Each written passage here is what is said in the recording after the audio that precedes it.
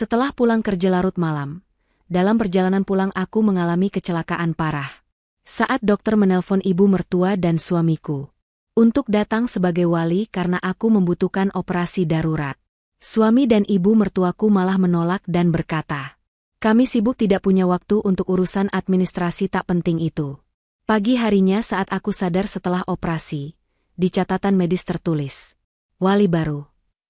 Aku kaget tak menyangka, karena nama wali yang tertulis itu adalah. Sebelum ceritanya dimulai, silahkan tulis di kolom komentar dari daerah mana saja teman-teman yang menonton cerita ini. Jangan lupa like dan subscribe agar channel ini bisa semakin berkembang dan bisa mempersembahkan cerita yang lebih menarik lagi. Hujan deras mengguyur kota Jakarta malam itu, seolah langit sedang menumpahkan seluruh kesedihannya ke bumi. Di balik kemudi mobil sedan tua yang penyok di beberapa bagian, Kinara menyeka keringat dingin yang mengalir di pelipisnya. Jarum jam di dashboard menunjukkan pukul 11 malam. Tubuhnya terasa remuk redam setelah bekerja lembur selama 12 jam, tanpa henti di perusahaan properti raksasa tempatnya mengabdi. Kakinya gemetar menahan pedal gas, sementara matanya yang perih memaksakan diri menembus tirai air yang menghalangi pandangan. Pikirannya tidak berada di jalan raya yang licin itu, melainkan melayang ke rumah. Ia membayangkan wajah suaminya, Ferry, dan ibu mertuanya, Ibu Sari. Kinara berharap ada sedikit sisa makanan di meja makan, atau setidaknya senyuman hangat yang menyambut kepulangannya, meski hatinya tahu itu hanyalah harapan kosong yang selalu ia pupuk setiap hari. Kinara menghela napas panjang, mencoba mengusir rasa kantuk yang menyerang. Ia teringat pesan singkat Ferry tadi sore yang menyuruhnya membelikan martabak manis keju spesial dari kedai langganan yang antreannya selalu mengular. Meski lelah, Kinara tetap mampir membelinya. Kotak martabak itu kini duduk manis di kursi penumpang sebelah kiri, menyebarkan aroma mentega dan susu yang seharusnya menggugah selera, namun kini justru membuat perut Kinara mual karena masuk angin. Ia melakukan semua ini demi mendapat validasi, demi dianggap istri yang baik oleh Ferry dan menantu yang berbakti oleh Ibu Sari. Selama 3 tahun pernikahan mereka, Kinara adalah tulang punggung keluarga. Ferry selalu beralasan sedang mencari peluang bisnis yang tak kunjung membuahkan hasil, sementara Ibu Sari sibuk mengeluh tentang betapa kecilnya gaji Kinara dibandingkan dengan gaya hidup teman-teman sosialitanya. Tiba-tiba, dari arah berlawanan, sebuah truk pengangkut pasir melaju oleng dengan kecepatan tinggi. Lampu sorot truk itu menyilaukan mata Kinara, membuatnya terkesiap dan membanting setir ke kiri secara refleks. Bunyi klakson yang memekakan telinga bercampur dengan suara decit ban yang bergesekan kasar dengan aspal basah. Dalam hitungan detik yang terasa sangat lambat, truk itu menghantam sisi kanan mobil Kinara dengan kekuatan yang mengerikan. Suara benturan logam yang meremukkan tulang mobil terdengar seperti ledakan bom. Kaca depan pecah berhamburan menjadi ribuan kristal tajam. Dunia Kinara berputar hebat. Tubuhnya terpelanting ke sana kemari sebelum akhirnya tertahan oleh sabuk pengaman yang menjerat dadanya dengan kuat. Rasa sakit yang luar biasa menjalar dari kepala hingga ujung kaki, diikuti oleh kehangatan cairan kental yang mengalir menuruni wajahnya. Gelap perlahan merenggut kesadarannya, menyisakan satu pikiran terakhir tentang martabak yang mungkin sudah hancur tak berbentuk, sama seperti nasibnya malam itu. Di tempat lain, suasana hangat dan nyaman menyelimuti ruang tengah rumah kontrakan Kinara. Televisi layar datar berukuran besar, yang dibeli dengan cicilan kartu kredit atas nama Kinara, menayangkan acara varietas komedi yang sedang populer. Gelak tawa penonton bayaran di televisi bersahutan dengan tawa Ferry dan Ibu Sari. Mereka duduk santai di sofa empuk, dikelilingi bungkus camilan impor dan kulit kacang yang berserakan di lantai. Ferry mengangkat kakinya ke atas meja, menyeruput kopi susu hangat sambil sesekali mengecek ponselnya, bukan untuk menanyakan kabar istrinya, melainkan membalas pesan dari teman-teman nongkrongnya. Ibu Sari, wanita parubaya yang selalu tampil dengan riasan tebal meski hanya di rumah, sedang sibuk memilah baju-baju di toko daring melalui tabletnya. Ponsel Ferry yang tergeletak di meja bergetar panjang, memecah tawa mereka. Layar ponsel itu menyala terang, menampilkan nama kontak istriku dengan foto Kinara yang tersenyum lebar. Ferry melirik sekilas dengan wajah masam, seolah gangguan besar baru saja datang merusak malam santainya. Ia membiarkan panggilan itu berdering sampai mati, lalu kembali menatap layar televisi. Namun, ponsel itu kembali berdering, kali ini lebih mendesak. Dengan decakan kesal, Ferry meraih ponsel itu. Ibu Sari menoleh, wajahnya menunjukkan ketidaksukaan yang sama. Ia berkata bahwa pasti Kinara menelepon untuk memberi alasan kenapa dia pulang terlambat, atau mungkin mobil bututnya mogok lagi, dan minta dijemput. Ibu Sari menyuruh Ferry untuk tidak mengangkatnya supaya Kinara belajar mandiri dan tidak manja. Namun, ketika dering ketiga berbunyi, Ferry akhirnya menggeser tombol hijau dengan kasar dan langsung mengaktifkan mode pengeras suara, berniat memarahi istrinya karena mengganggu waktu istirahat mereka. Belum sempat Ferry mengeluarkan kata-kata pedas. Suara di seberang sana bukanlah suara lembut Kinara, melainkan suara berat seorang pria dengan napas terengah-engah dan latar belakang suara sirene serta teriakan panik. Pria itu memperkenalkan diri sebagai Dr. Gunawan dari unit gawat darurat Rumah Sakit Pusat. Ia berbicara dengan tempo cepat, memberitahukan bahwa Kinara baru saja mengalami kecelakaan lalu lintas yang sangat parah. Dokter itu menjelaskan bahwa Kinara mengalami pendarahan hebat di rongga kepala dan cedera organ dalam yang kritis. Nyawanya berada di ujung tanduk dan operasi darurat harus dilakukan detik itu juga untuk menghentikan pendarahan otak. Ruang tengah itu hening sejenak. Namun, keheningan itu bukan karena syok atau kesedihan, melainkan karena kebingungan yang bercampur dengan rasa enggan. Dr. Gunawan mendesak Ferry untuk segera datang ke rumah sakit guna menandatangani persetujuan operasi dan administrasi rawat inap, karena prosedur rumah sakit mewajibkan kehadiran wali sah untuk tindakan berisiko tinggi. Ferry bertukar pandang dengan Ibu Sari. Sang ibu mertua hanya mendengus pelan, lalu kembali memalingkan wajahnya ke layar televisi yang masih menampilkan adegan lucu. Dengan nada dingin dan tanpa empati sedikitpun, Ibu Sari berbisik kepada anaknya bahwa rumah sakit swasta itu hanya ingin memeras uang mereka dengan mendramatisir keadaan. Ia yakin Kinara hanya lecet sedikit dan dokter itu melebih-lebihkan supaya mereka panik dan mengeluarkan biaya besar. Terhasut oleh ucapan ibunya dan rasa malas yang mendominasi dirinya, Ferry mendekatkan mulutnya ke ponsel. Wajahnya datar, tanpa guratan kekhawatiran sedikitpun. Ia berkata kepada dokter itu dengan nada yang sangat santai, seolah sedang menolak tawaran kartu kredit dari telemarketer. Ferry mengatakan bahwa dia sedang sibuk dan tidak bisa pergi ke rumah sakit malam-malam begini, hanya karena urusan sepele. Dokter di seberang sana terdengar marah dan tidak percaya. Ia kembali menegaskan bahwa ini adalah masalah hidup dan mati. Pasien bisa meninggal kapan saja jika tidak segera dibedah. Mendengar desakan itu, Ferry justru merasa terganggu. Ia mengeluarkan kalimat yang akan mengubah takdir hidup mereka selamanya. Ia berkata kalau Kinara mati, beritahu saja mereka. Mereka sibuk dan tidak punya waktu untuk urusan administrasi tak penting itu. Setelah mengucapkan kalimat terkutuk itu, Ferry memutus sambungan telepon sepihak, lalu melempar ponselnya kembali ke meja. Di ujung telepon, Dr. Gunawan terpaku memegang gagang telepon yang kini hanya memperdengarkan nada sambung putus. Wajahnya merah pada menahan amarah yang meledak di dada. Ia telah bekerja belasan tahun di ruang gawat darurat, menghadapi berbagai macam tragedi, namun belum pernah ia mendengar kekejaman sedingin ini dari seorang suami. Para perawat yang berdiri di sekelilingnya, yang turut mendengar percakapan itu lewat pengeras suara telepon rumah sakit, menutup mulut mereka dengan tangan, mata mereka berkaca-kaca karena kasihan pada wanita muda yang terbaring tak berdaya di brankar penuh darah itu. Kinara sendirian, berjuang meregang nyawa, sementara orang yang seharusnya melindunginya justru membuangnya seperti sampah. Dr. Gunawan menatap tubuh Kinara yang mulai kejang. Monitor detak jantung berbunyi nyaring, menandakan kondisi pasien semakin kritis. Ia bimbang. Tanpa tanda tangan wali, melakukan operasi besar sangat berisiko bagi karirnya jika terjadi malpraktik atau kegagalan, namun hati nuraninya sebagai dokter tidak membiarkannya diam. Saat kepanikan melanda ruang IGD, seorang pria jangkung berjas hitam rapi yang sejak tadi berdiri di sudut ruangan memperhatikan segalanya, melangkah maju. Pria itu baru saja selesai mengurus administrasi untuk salah satu karyawannya yang keracunan makanan, dan secara tidak sengaja mendengar seluruh percakapan mengerikan itu. Wajahnya tampan namun dingin, dengan rahang tegas yang menyiratkan kekuasaan. Ia mendekati meja perawat, menatap Dr. Gunawan dengan sorot mata tajam yang mengintimidasi namun memberikan rasa aman. Pria itu mengeluarkan sebuah kartu nama berwarna hitam dengan tinta emas dan meletakkannya di atas meja administrasi. Ia memerintahkan dokter untuk segera melakukan operasi terbaik, menggunakan dokter spesialis terbaik, dan memakai fasilitas kamar VVIP untuk pasien bernama Kinara tersebut. Dr. Gunawan mengambil kartu nama itu, matanya membelalak kaget saat membaca nama yang tertera di sana.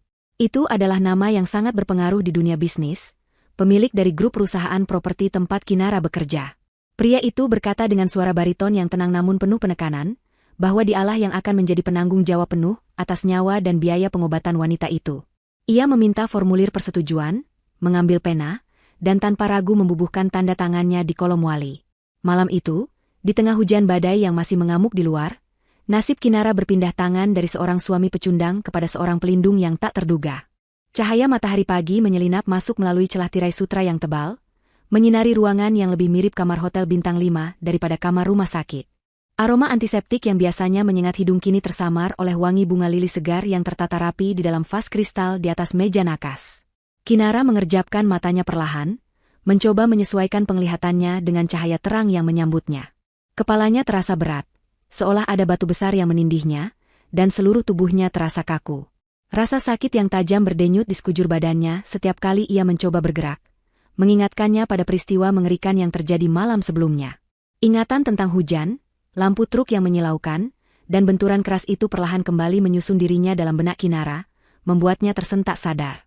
Kinara mencoba berbicara, namun tenggorokannya terasa kering dan perih. Suara yang keluar dari mulutnya hanya berupa erangan lirih. Seorang perawat berseragam rapi yang berjaga di sudut ruangan, segera menyadari kesadaran pasiennya. Dengan sigap, perawat itu mendekat, memeriksa tanda-tanda vital di monitor canggih yang berkelip di samping tempat tidur, lalu memberikan sedikit air minum melalui sedotan ke bibir Kinara yang pecah-pecah. Air sejuk itu mengalir membasahi kerongkongannya, memberikan sedikit kelegaan. Setelah rasa hausnya mereda, pertanyaan pertama yang muncul di benak Kinara adalah tentang keluarganya. Dengan suara parau, ia bertanya apakah suaminya, Ferry, ada di luar menunggu. Mata Kinara menyisir seluruh ruangan yang luas itu, mencari sosok Ferry atau Ibu Sari, berharap mereka sedang tertidur di sofa tunggu karena lelah menjaganya semalaman. Perawat itu terdiam sejenak, wajahnya menyiratkan rasa iba yang mendalam. Ia tampak ragu untuk menjawab, seolah tidak tega menghancurkan harapan wanita yang baru saja lolos dari maut itu. Perawat itu hanya tersenyum tipis, merapikan selimut Kinara, dan berkata bahwa ia akan memanggil dokter untuk memeriksa kondisi Kinara lebih lanjut. Jawaban mengambang itu membuat hati Kinara mencelos. Firasat buruk mulai merayapi perasaannya. Ia tahu betul tabiat suaminya. Namun bagian kecil dari hatinya masih ingin percaya bahwa dalam situasi hidup dan mati, Ferry pasti akan peduli. Tidak lama kemudian, pintu kamar terbuka. Dokter Gunawan masuk dengan langkah tegap, diikuti oleh 2 orang perawat lain. Dokter itu tersenyum ramah, memeriksa refleks mata Kinara dengan senter kecil, dan menanyakan skala rasa sakit yang dirasakannya. Setelah pemeriksaan selesai dan kondisi Kinara dinyatakan stabil pasca operasi kraniotomi yang rumit, Kinara memberanikan diri bertanya lagi. Ia memegang lengan jas dokter itu dengan lemah, memohon untuk tahu di mana keluarganya. Dokter Gunawan menghela napas panjang, menatap mata Kinara lekat-lekat. Ia memutuskan bahwa kejujuran, meski menyakitkan, adalah hal terbaik saat ini. Dengan nada lembut namun tegas, Dokter Gunawan menceritakan apa yang terjadi malam itu. Ia menceritakan bagaimana pihak rumah sakit menelepon Ferry berkali-kali, bagaimana panggilan itu akhirnya diangkat, dan bagaimana penolakan dingin yang mereka terima. Kinara mendengarkan dengan tatapan kosong, air mata perlahan menggenang di pelupuk matanya. Dadanya terasa sesak, lebih sakit daripada luka bekas operasi di kepalanya. Kinara menggelengkan kepalanya pelan, menyangkal kenyataan itu. Ia bergumam bahwa mungkin dokter salah sambung, atau mungkin Ferry sedang panik sehingga bicaranya melantur. Ia meminta bukti. Ia ingin melihat catatan medisnya, ingin melihat siapa yang menandatangani persetujuan operasinya jika bukan suaminya. Dokter Gunawan mengangguk pada salah satu perawat, yang kemudian menyerahkan sebuah papan jalan berisi berkas rekam medis kepada Kinara. Dengan tangan gemetar, Kinara menerima berkas itu. Matanya menelusuri baris demi baris tulisan di sana. Di bagian atas, tertulis diagnosis medis yang rumit. Namun, pandangannya terkunci pada kolom di bagian bawah halaman, kolom yang bertuliskan penanggung jawab wali pasien. Nama Ferry tidak ada di sana. Nama Ibu Sari juga tidak ada. Nama yang tertulis di sana, dengan tinta hitam yang tegas dan tanda tangan yang berkarakter kuat, adalah Arga Santoso. Kinara terbelalak. Napasnya tercekat. Ia kenal nama itu. Sangat kenal. Itu adalah nama CEO perusahaan tempatnya bekerja, sosok yang dikenal sebagai pemimpin bertangan besi, dingin, dan tak tersentuh. Arga Santoso adalah figur yang ditakuti sekaligus dikagumi oleh ribuan karyawannya. Kinara hanyalah seorang manajer tingkat menengah yang jarang berinteraksi langsung dengannya, kecuali saat presentasi tahunan di mana Arga biasanya hanya diam menyimak dengan wajah datar. Bagaimana mungkin orang nomor 1 di perusahaan itu bisa menjadi walinya? Bagaimana Arga bisa ada di rumah sakit ini tadi malam? Ribuan pertanyaan berkecamuk di kepala Kinara, membuatnya pusing. Belum sempat ia mencerna keanehan ini, pintu kamar rawat inap VVIP itu kembali terbuka. Sosok yang baru saja dipikirkannya kini berdiri di ambang pintu. Arga Santoso, masih mengenakan setelan jas yang sama dengan malam sebelumnya, melangkah masuk dengan aura yang mendominasi ruangan. Dokter Gunawan dan para perawat membungkuk hormat padanya lalu undur diri keluar ruangan, memberikan privasi bagi mereka berdua. Arga berjalan mendekati sisi tempat tidur Kinara. Wajahnya tidak menunjukkan ekspresi simpati yang berlebihan, melainkan tatapan tajam yang meneliti, seolah sedang menilai sebuah investasi bisnis. Ia menarik kursi dan duduk di samping tempat tidur, menatap Kinara yang masih tampak syok. Tanpa basa-basi, Arga mengeluarkan ponselnya dari saku jas dalam. Arga meletakkan ponsel itu di atas meja nakas, tepat di samping telinga Kinara. Jarinya menekan layar, memutar sebuah file audio. Suara itu memenuhi ruangan yang sunyi. Suara Ferry terdengar jernih dan nyata, terekam sempurna oleh sistem panggilan darurat rumah sakit yang malam itu juga didengar oleh Arga. Kata-kata itu menusuk telinga Kinara seperti belati. Kalau dia mati, beritahu saja. Kami sibuk, tidak punya waktu untuk urusan administrasi tak penting itu. Suara itu diikuti oleh bunyi sambungan telepon yang diputus. Air mata Kinara tumpah tak terbendung. Pertahanannya runtuh seketika. Ia menangis terseduh-seduh, menumpahkan segala rasa sakit hati, pengkhianatan, dan keputusasaan yang selama ini ia pendam. Suaminya, orang yang ia cintai dan ia nafkahi selama ini, benar-benar menginginkan kematiannya demi menghindari kerepotan administrasi. Arga membiarkan Kinara menangis beberapa saat, tidak berusaha menenangkannya dengan kata-kata manis palsu. Ia hanya duduk diam, membiarkan realitas pahit itu meresap ke dalam jiwa Kinara. Setelah tangisan Kinara mulai mereda menjadi isakan pelan, Arga mengambil kembali ponselnya. Ia menatap Kinara lekat-lekat dan berkata dengan suara datar, bahwa ia kebetulan ada di IGD malam itu dan mendengar semuanya. Arga menjelaskan bahwa ia memutuskan untuk mengambil alih, karena ia tidak suka melihat aset berharga perusahaannya disia-siakan oleh orang-orang bodoh. Ia menyebut Kinara sebagai karyawan yang berpotensi, dan ia tidak rela kehilangan pekerja terbaiknya hanya karena suami yang tidak berguna. Ucapan Arga terdengar dingin dan transaksional. Namun anehnya, justru itulah yang dibutuhkan Kinara saat ini. Ia tidak butuh dikasihani, ia butuh disadarkan. Arga kemudian menyodorkan sebuah pertanyaan yang menohok. Ia bertanya kepada Kinara, sekarang setelah tahu kebenarannya, apa yang akan Kinara lakukan? Apakah ia akan terus menangis, memaafkan suaminya, dan kembali menjadi sapi perah bagi keluarga parasit itu? Atau, apakah ia ingin membalas dendam dan membuat mereka membayar setiap tetes air mata yang jatuh hari ini? Arga menawarkan sebuah kesepakatan. Ia akan membantu Kinara. Ia akan memberikan dukungan dana, kuasa hukum, dan perlindungan penuh agar Kinara bisa menghancurkan Ferry dan Ibu Sari sampai ke akar-akarnya. Sebagai gantinya, Kinara harus mendedikasikan kemampuan kerjanya untuk proyek besar perusahaan Arga di masa depan. Kinara terdiam, menatap langit-langit kamar.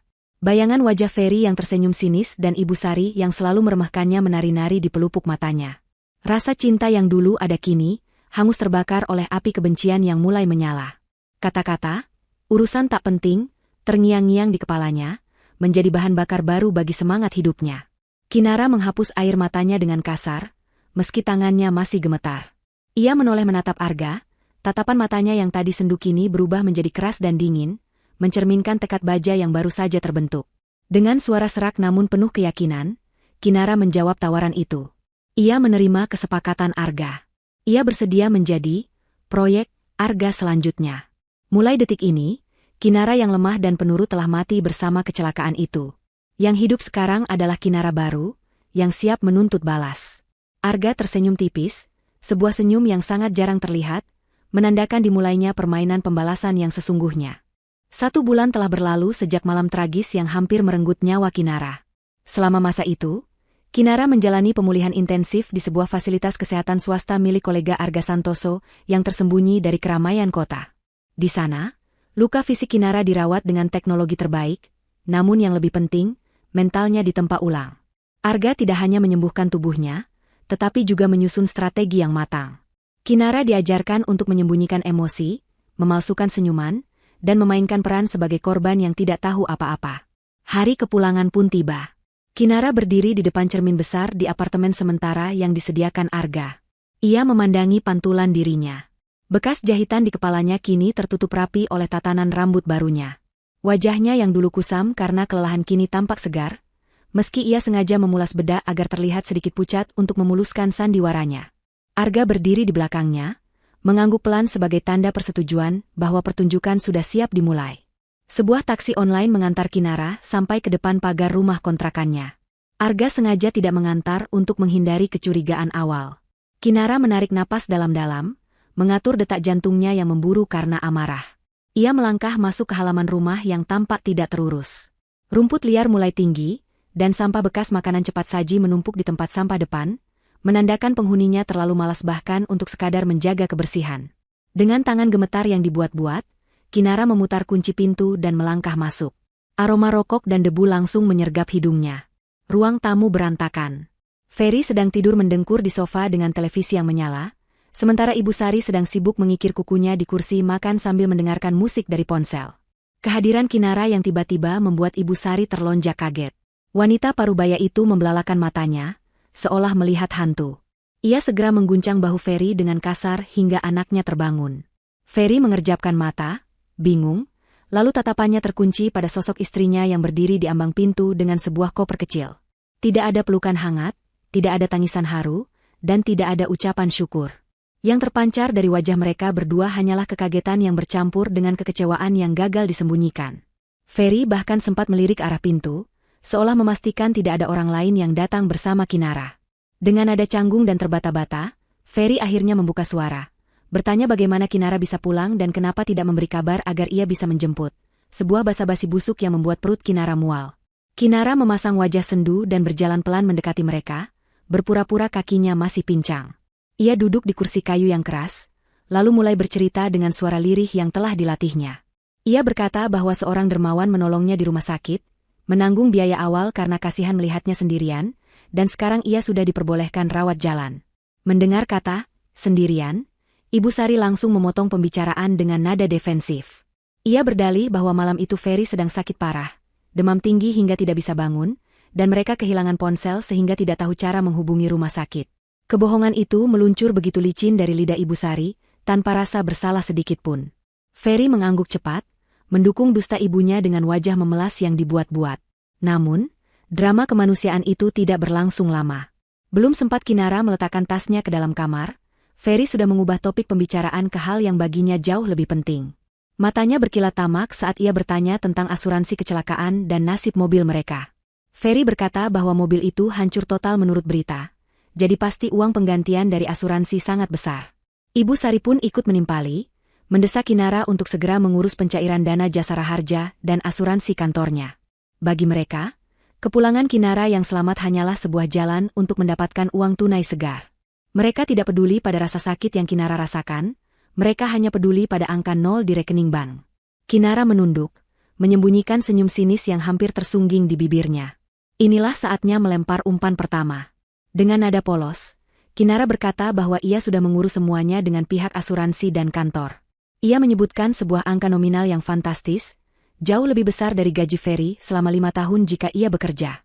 Mata Ferry dan Ibu Sari langsung terbelalak lebar, air liur keserakahan seolah menetes dari sudut bibir mereka. Suasana yang tadinya tegang berubah menjadi cair seketika. Ibu Sari mendadak menjadi ramah, memijat bahu Kinara dan memuji menantunya sebagai wanita yang kuat dan hebat. Ferry langsung membayangkan motor sport baru yang sudah lama ia idamkan. Akan tetapi, Kinara segera menambahkan satu syarat yang menjadi kunci dari jebakan ini. Ia menjelaskan bahwa karena kecelakaan itu hampir merenggut nyawa dan melibatkan prosedur medis yang rumit, pihak asuransi menetapkan aturan pencairan yang sangat ketat untuk mencegah penipuan. Uang miliaran rupiah itu hanya bisa dicairkan jika formulir persetujuan ditandatangani oleh wali, yang sama dengan orang yang menandatangani persetujuan operasi di malam kejadian. Kinara menatap mata Ferry dalam-dalam, berpura-pura bingung. Ia bertanya dengan nada lembut, memastikan apakah benar Ferry yang datang malam itu dan menandatangani berkas operasi, karena pihak rumah sakit mencatat ada tanda tangan wali suami. Jika bukan Ferry, maka uang itu akan hangus atau menjadi sengketa yang panjang. Ferry terdiam, wajahnya pucat pasi. Ia tahu betul ia tidak pernah datang. Ia tahu ia telah menolak panggilan itu. Namun, bayangan uang miliaran rupiah di depan mata membuat otaknya bekerja keras mencari jalan keluar. Ia melirik ibunya. Ibu Sari memberikan kode mata yang tajam, menyuruh Ferry untuk mengaku saja. Dengan keberanian seorang pembohong ulung, Ferry mengangguk mantap. Ia berbohong bahwa ia memang datang diam-diam saat Kinara tidak sadar, mengurus semuanya, lalu pulang karena tidak tega melihat darah. Ia mengklaim tanda tangan itu adalah miliknya. Kinara pura-pura lega mendengar pengakuan itu. Dalam hatinya, ia bersorak. Pengakuan Ferry ini adalah langkah awal kehancuran suaminya. Kinara berkata ia akan segera meminta berkas asuransi itu untuk ditandatangani Ferry nanti. Jebakan telah terpasang, dan tikus-tikus serakah itu telah masuk dengan sukarela. Beberapa minggu berlalu sejak Kinara kembali ke rumah neraka itu. Sandiwara berjalan mulus. Kinara kembali bekerja di kantor, atau setidaknya itulah yang diketahui oleh Ferry dan Ibu Sari. Pada kenyataannya, Kinara kini bekerja langsung di bawah arahan Arga Santoso di lantai eksekutif, merancang strategi bisnis sekaligus strategi penghancuran rumah tangganya sendiri. Setiap sore, Kinara pulang bukan dengan tangan kosong. Ia membawa serta bingkisan-bingkisan mewah yang didanai oleh Arga sebagai modal investasi untuk rencana mereka.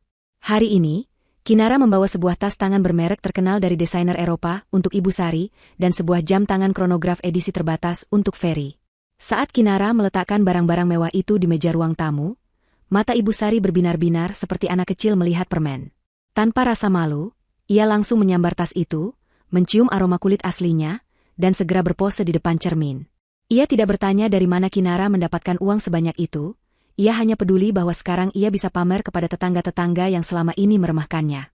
Kinara beralasan bahwa kantornya memberikan bonus kinerja awal, karena ia berhasil mendapatkan proyek besar pasca kecelakaan, dan sebagian lagi adalah uang muka asuransi yang mulai cair sedikit demi sedikit. Kebohongan yang manis itu ditelan bulat-bulat oleh ketamakan mereka. Dampak dari hadiah-hadiah ini mulai terlihat jelas pada perubahan perilaku Ferry dan Ibu Sari. Mereka yang tadinya hanya malas, kini berubah menjadi hedonis yang tak terkendali. Ibu Sari mulai sering mengadakan arisan di rumah, memesan catering mahal, dan memamerkan barang-barang barunya. Ia berbicara dengan nada tinggi kepada tetangga, membual tentang menantunya yang sukses dan anaknya yang sebentar lagi akan menjadi pebisnis besar. Sementara itu, Ferry semakin tenggelam dalam kemalasan. Ia berhenti mencari lowongan kerja, sesuatu yang sebelumnya ia lakukan hanya untuk formalitas, dan mulai menghabiskan waktunya di kafe-kafe mahal, mentraktir teman-temannya, dan tentu saja, wanita simpanannya. Ferry merasa dirinya kini berada di atas angin, yakin bahwa sumber uang Kinara tidak akan pernah kering. Di balik layar, Arga Santoso memainkan bidak caturnya dengan kejam namun elegan. Ferry, yang merasa percaya diri dengan penampilan barunya yang perlente berkat jam tangan dan baju mahal dari Kinara, mencoba melamar posisi manajer di beberapa perusahaan relasi Arga, sekadar untuk menaikkan status sosialnya di mata selingkuhannya. Namun, Arga telah memastikan namanya masuk dalam daftar hitam informal di kalangan HRD perusahaan-perusahaan besar di kota itu. Setiap lamaran yang dikirim Ferry langsung berakhir di tempat sampah tanpa pernah dibaca. Penolakan demi penolakan itu tidak membuat Ferry sadar diri, melainkan justru membuatnya semakin arogan dan bergantung pada Kinara. Ia berdalih bahwa perusahaan-perusahaan itu tidak mampu membayar standarnya, padahal kenyataannya ia tidak memiliki kompetensi apapun. Puncak dari fase ini adalah ketika Kinara mulai menahan aliran dana tunai. Suatu malam, saat Ferry meminta uang 50 juta rupiah untuk modal bisnis teman lamanya, yang sebenarnya untuk liburan dengan selingkuhannya, Kinara memasang wajah sedih. Ia berkata bahwa uang tunai dari bonusnya sudah habis untuk membayar hutang rumah sakit yang membengkak, dan pencairan asuransi tahap besar sedang tertahan birokrasi yang memakan waktu lama. Ferry dan Ibu Sari panik. Mereka sudah terlanjur terbiasa hidup mewah. Tagihan kartu kredit gaya hidup mereka mulai menumpuk. Melihat kepanikan itu, Kinara memberikan solusi yang terdengar masuk akal namun mematikan. Kinara menyarankan agar Ferry dan Ibu Sari mengambil pinjaman sementara atau kredit atas nama mereka sendiri. Ia meyakinkan mereka bahwa begitu uang asuransi miliaran itu cair bulan depan, mereka bisa langsung melunasi semuanya dalam sekali bayar, bahkan sisa uangnya masih sangat banyak. Terbuai oleh janji manis dan gaya hidup yang tidak ingin mereka lepaskan, Ferry dan Ibu Sari setuju. Mereka mulai mengajukan aplikasi kartu kredit baru, mengambil pinjaman online, bahkan Ibu Sari berani meminjam uang pada rentenir pasar dengan bunga mencekik, menjaminkan barang-barang mewah pemberian Kinara. Mereka menandatangani semua berkas hutang itu dengan penuh percaya diri, yakin bahwa Kinara akan membereskan semuanya nanti. Tanpa mereka sadari, Kinara mendokumentasikan setiap lembar tagihan yang datang ke rumah. Ia memotret surat-surat peringatan hutang yang mulai berdatangan atas nama Ferry dan Ibu Sari. Di kantor, Arga tersenyum puas melihat laporan keuangan rumah tangga Ferry yang kini merah total. Ferry dan ibunya sedang menggali lubang kubur mereka sendiri, menumpuk hutang atas nama pribadi demi mempertahankan gengsi, sementara aset yang mereka harapkan, uang asuransi Kinara, sebenarnya tidak pernah ada untuk mereka. Uang asuransi itu memang ada, tetapi sudah masuk rekening pribadi Kinara yang baru, yang sama sekali tidak bisa disentuh oleh hukum pernikahan karena statusnya sebagai harta bawaan pasca pisah harta yang diam-diam diurus oleh pengacara Arga dengan memanipulasi tanggal dokumen yang ditandatangani Ferry tanpa sadar di antara tumpukan berkas lain. Situasi semakin memanas ketika Ferry mulai semakin berani membawa selingkuhannya mendekat ke lingkungan rumah, mengira Kinara terlalu sibuk dan bodoh untuk menyadarinya. Kinara, dengan bantuan tim investigasi Arga, mendapatkan foto-foto dan video perselingkuhan itu dengan kualitas tinggi. Bukti Ferry mentransfer uang hasil pinjaman online ke rekening wanita lain pun sudah di tangan. Kinara menatap layar ponselnya yang menampilkan foto Ferry sedang bermesraan di sebuah restoran mewah, dibayar dengan uang hutang yang bunganya akan mencekik leher Ferry sendiri. Kinara tidak merasa sakit hati lagi. Yang ada hanya rasa jijik dan kepuasan dingin menunggu waktu yang tepat untuk menjatuhkan palu godam keadilan. Hari pembalasan semakin dekat, dan undangan menuju kehancuran mereka sudah siap disebar. Suasana di rumah kontrakan Ferry terasa berbeda sore itu. Udara yang biasanya pengap oleh asap rokok dan keluhan kini berganti dengan aroma parfum mahal yang menyengat hidung. Sebuah amplop tebal berwarna hitam dengan tinta emas tergeletak angkuh di atas meja tamu yang permukaannya sudah mulai terkelupas. Amplop itu bukan sekadar kertas biasa. Teksturnya kasar dan berat, menandakan kualitas premium yang hanya digunakan oleh kalangan elit. Di sudut kanan atas amplop tersebut, tercetak logo perusahaan Arga Santoso, sebuah simbol kekuasaan dan kekayaan yang selama ini hanya bisa dilihat Ferry dan Ibu Sari dari layar televisi atau majalah bisnis. Kinara membawa undangan itu pulang 2 hari yang lalu, menyerahkannya dengan tangan yang sengaja dibuat sedikit gemetar, seolah ia sendiri merasa tak pantas memegangnya. Ferry duduk di sofa, memandangi undangan itu seakan benda tersebut adalah tiket emas menuju surga. Matanya berbinar liar saat membaca ulang tulisan kaligrafi indah yang tertera di sana. Gala dinner tahunan malam penghargaan mitra terbaik. Namun, yang membuat jantung Ferry berdegup kencang bukan hanya kemewahan acara itu, melainkan sebuah catatan kecil yang diselipkan Kinara secara lisan. Kinara mengatakan bahwa CEO perusahaan, Arga Santoso, secara khusus meminta kehadiran Ferry karena ia akan menerima penghargaan sebagai suami pendukung karir terbaik. Kinara menjelaskan dengan nada meyakinkan bahwa perusahaan sangat menghargai peran suami yang tetap setia mendukung istri melewati masa kritis pasca kecelakaan, dan Arga ingin menjadikan kisah mereka sebagai inspirasi budaya perusahaan tentang ketahanan keluarga. Ego Ferry melambung tinggi menembus langit-langit rumah yang kusam. Ia merasa akhirnya dunia mengakui kehebatannya. Selama ini ia merasa kerdil di hadapan teman-temannya yang sudah sukses, namun undangan ini adalah bukti bahwa ia spesial. Ibu Sari, yang duduk di sampingnya sambil memoles kuteks merah darah, tak kalah antusias. Baginya, undangan ini adalah panggung untuk memamerkan diri. Ia sudah membayangkan tatapan iri dari tetangga-tetangganya saat melihat mobil jemputan mewah datang menjemput mereka. Ibu Sari mulai meracau tentang baju apa yang harus ia kenakan, perhiasan apa yang harus melingkar di lehernya, dan bagaimana ia harus bersikap anggun layaknya nyonya besar. Ia lupa bahwa dompet mereka kosong, dan tagihan-tagihan menumpuk di laci meja. Demi menjaga gengsi di acara bergengsi tersebut, Ferry dan Ibu Sari melakukan keputusan yang nekat namun fatal.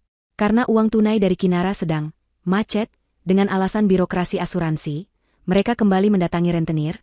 Kali ini rentenir kelas kakap yang biasa meminjamkan uang dalam jumlah besar dengan jaminan aset bergerak. Ferry nekat menggadaikan BPKB Motorsport yang baru saja ia kredit, yang sebenarnya belum lunas, dan Ibu Sari menyerahkan sisa perhiasan emas lamanya yang tersisa. Mereka mendapatkan uang tunai puluhan juta rupiah dalam sekejap. Tanpa berpikir panjang tentang bunga yang mencekik di bulan depan, mereka langsung menghamburkan uang itu dalam 1 hari. Ferry menyewa setelan jas Tuxedo dari butik desainer ternama, lengkap dengan sepatu kulit mengkilap yang harganya setara gaji 2 bulan karyawan biasa. Ibu Sari membeli gaun malam berekor panjang penuh payet berkilauan, menyewa jasa penata rias profesional ke rumah, dan bahkan menyewa mobil sedan mewah berikut sopirnya hanya untuk perjalanan 1 malam. Malam acara pun tiba. Hotel bintang 5 tempat acara berlangsung tampak megah menjulang di pusat kota, bermandikan cahaya lampu sorot yang menembus langit malam Jakarta. Mobil sewaan Ferry berhenti tepat di depan lobi utama yang berlantaikan marmer Italia. Seorang petugas valet berseragam rapi membukakan pintu dengan hormat. Ferry turun dengan dagu terangkat tinggi, merapikan jas mahalnya, lalu mengulurkan tangan membantu ibunya keluar. Ibu Sari melangkah keluar dengan senyum yang dipaksakan agar terlihat elegan, matanya menyapu sekeliling, menilai penampilan tamu lain. Mereka berjalan masuk melewati pintu kaca otomatis, mengabaikan sapaan ramah resepsionis karena merasa derajat mereka kini lebih tinggi. Di mata mereka, malam ini adalah penobatan mereka sebagai bangsawan baru. Mereka tidak menyadari tatapan-tatapan aneh dari beberapa staf hotel yang mengenakan ARPC. Para staf itu sebenarnya telah diinstruksikan untuk memantau pergerakan Ferry dan Ibu Sari, memastikan target utama malam itu masuk ke dalam perangkap tanpa hambatan. Kinara sudah menunggu di depan pintu ballroom. Penampilan Kinara malam itu sangat berbeda. Ia mengenakan gaun sutra berwarna biru gelap yang sederhana namun memancarkan aura misterius dan berkelas. Tidak ada perhiasan mencolok di tubuhnya, hanya sepasang anting mutiara kecil. Wajahnya tenang, namun matanya menyimpan badai. Saat melihat suami dan ibu mertuanya datang dengan dandanan yang berlebihan, Ibu Sari terlihat seperti pohon Natal yang terlalu banyak hiasan. Kinara hanya tersenyum tipis. Ferry mendekati Kinara, bukan untuk memuji istrinya, melainkan untuk mengeluh. Ia berbisik kasar bahwa sopir sewaan tadi kurang ajar karena mengerem mendadak, dan ia mengancam akan memecat sopir itu, padahal ia hanya penyewa harian. Sikap arogansi Ferry semakin menjadi-jadi saat mereka masuk ke dalam ballroom. Ruangan itu sangat luas, diterangi oleh ribuan kristal dari lampu gantung raksasa di langit-langit. Meja-meja bundar tertata rapi dengan taplak putih bersih dan rangkaian bunga segar. Tamu-tamu yang hadir adalah para pebisnis top, investor asing, dan pejabat tinggi. Ferry merasa gugup sesaat, namun kesombongannya menutupi rasa itu. Ia berjalan membusungkan dada, menggandeng ibunya, menuju meja yang telah ditentukan. Di meja makan, perilaku Ferry dan Ibu Sari sangat memalukan. Mereka memperlakukan pelayan seperti budak. Saat seorang pelayan muda tidak sengaja menumpahkan sedikit air es di dekat gelas Ibu Sari, bukan mengenai bajunya, hanya di atas meja. Ibu Sari langsung membentak pelayan itu dengan suara yang cukup keras hingga menarik perhatian meja sebelah. Ia memaki pelayan itu buta dan tidak becus kerja, menuntut manajer dipanggil. Ferry ikut-ikutan memarahi pelayan itu, berkata bahwa jas yang ia pakai harganya lebih mahal dari gaji pelayan itu setahun. Orang-orang di sekitar mereka mulai berbisik-bisik, menatap dengan pandangan jijik. Namun, Ferry dan Ibu Sari mengartikan tatapan itu sebagai tatapan kagum dan iri. Mereka tidak sadar bahwa mereka sedang menjadi tontonan badut di tengah kumpulan singa. Kinara duduk diam di samping mereka, tidak berusaha menenangkan atau menegur. Ia membiarkan mereka mempermalukan diri sendiri. Ia membiarkan karakter asli mereka keluar sebebas-bebasnya di hadapan publik. Sesekali, mata Kinara bertemu pandang dengan Arga Santoso yang duduk di meja VIP paling depan. Arga mengangkat gelas anggurnya sedikit ke arah Kinara, sebuah isyarat tersembunyi bahwa pertunjukan utama akan segera dimulai. MC acara, seorang presenter terkenal, naik ke atas panggung. Suara musik orkestra mereda. Lampu ruangan perlahan meredup, menyisakan satu sorotan lampu ke arah podium. Jantung Ferry berdegup kencang. Ia merapikan dasinya sekali lagi, menyiapkan senyum terbaiknya, yakin bahwa sebentar lagi namanya akan dipanggil dan ia akan naik ke panggung untuk menerima tepuk tangan gemuruh. Ia sudah menyiapkan pidato kemenangan dalam kepalanya, pidato tentang pengorbanan dan cinta, padahal hatinya kosong melompong. Ia tidak tahu bahwa panggung itu memang disiapkan untuknya, namun bukan untuk sebuah penghargaan, melainkan untuk sebuah eksekusi sosial. Panggung megah di depan sana bermandikan cahaya biru yang dramatis. Layar LED raksasa yang menjadi latar belakang panggung menampilkan grafis animasi elegan dengan logo perusahaan yang berputar perlahan. MC pria dengan suara bariton yang berwibawa mulai membacakan narasi pembuka tentang pentingnya integritas, loyalitas, dan kemanusiaan dalam dunia bisnis modern. Ferry duduk di ujung kursi, tubuhnya condong ke depan, telapak tangannya berkeringat dingin karena antusiasme yang meluap. Di sampingnya, Ibu Sari sibuk membenahi tatanan rambut sasaknya yang tinggi, memastikan ia terlihat sempurna saat kamera menyorot mereka nanti. Ia bahkan sudah mengeluarkan cermin kecil dari tas mahalnya, mengecek apakah lipstiknya masih merah menyala. Hadirin sekalian, suara MC menggema memenuhi seluruh penjuru ballroom, memantul di dinding-dinding yang dilapisi peredam suara berkualitas tinggi. Malam ini, kita tidak hanya merayakan pencapaian angka dan keuntungan. Kita juga ingin menyoroti sisi manusiawi dari kesuksesan. Di antara kita, ada kisah-kisah yang tak terungkap, kisah tentang pengorbanan di saat krisis, dan keputusan yang menentukan hidup atau mati. Ferry menyikut lengan Kinara pelan, tersenyum lebar sambil berbisik bangga bahwa MC pasti sedang membicarakan dirinya. Kinara tidak menoleh, matanya lurus menatap panggung dengan tatapan yang sulit diartikan, dingin dan tajam seperti pisau bedah. Untuk kategori khusus tahun ini, lanjut MC, kami ingin mempersembahkan sebuah momen kebenaran. Sebuah penghargaan bagi mereka yang menunjukkan wajah aslinya di saat genting. Mari kita sambut profil dari penerima penghargaan kita. Lampu sorot tiba-tiba bergerak liar menyapu ruangan, membuat suasana menjadi tegang dan penuh antisipasi. Musik latar berubah menjadi nada rendah yang mendengung, menciptakan atmosfer yang sedikit mencekam namun membuat penasaran. Akhirnya, lampu sorot itu berhenti tepat di meja nomor 18. Meja tempat Ferry, Ibu Sari, dan Kinara duduk. Cahaya putih menyilaukan menerpa wajah Ferry. Ia spontan berdiri, melambaikan tangan dengan kaku ke arah hadirin yang wajahnya tak terlihat karena silau.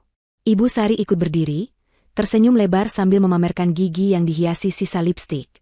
Di layar raksasa, semua orang mengharapkan munculnya foto profil Ferry dengan pose gagah atau montase video yang mengharukan.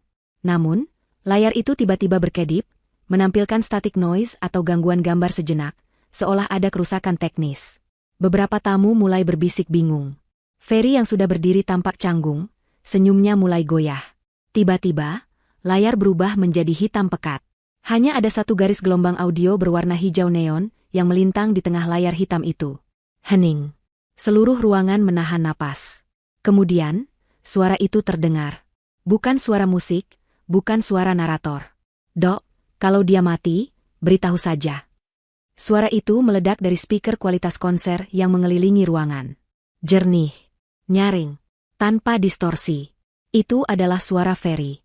Sangat jelas, dengan nada malas dan angkuh yang khas. Ferry membeku di tempatnya berdiri. Senyum di wajahnya lenyap seketika, digantikan oleh ekspresi horor murni.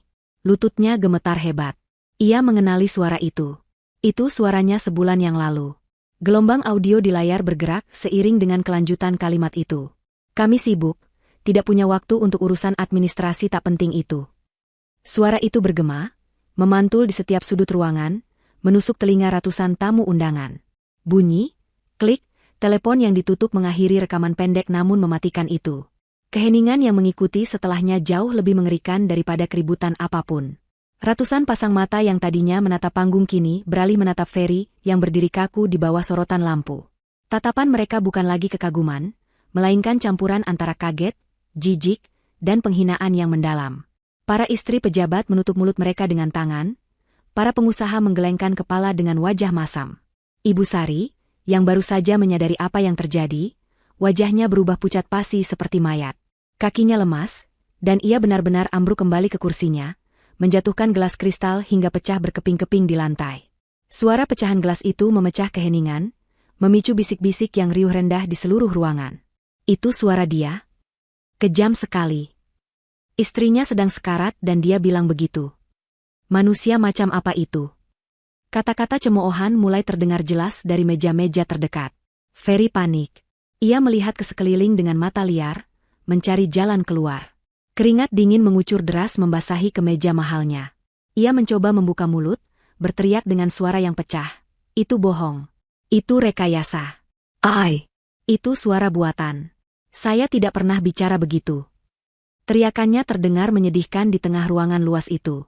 Ia menunjuk-nunjuk layar dengan jari gemetar, mencoba membela diri di hadapan pengadilan sosial yang sudah menjatuhkan vonis bersalah.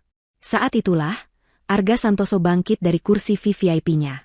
Dengan langkah tenang namun penuh otoritas, ia berjalan naik ke atas panggung, mengambil alih mikrofon dari MC yang tampak serba salah.